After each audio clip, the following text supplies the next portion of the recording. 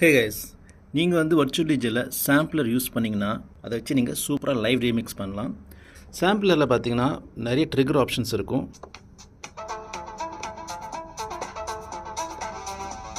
So இது எல்லாமே samples தான். காம்பினேஷன் யூஸ் பண்ணலாம்.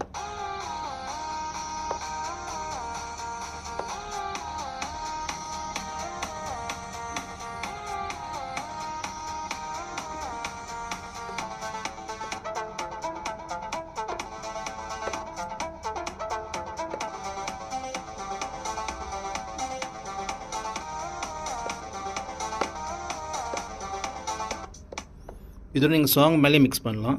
ஒரு ட்ராக்கை ப்ளே பண்ணிட்டு அதுக்கு மேலே மிக்ஸ் பண்ணலாம்.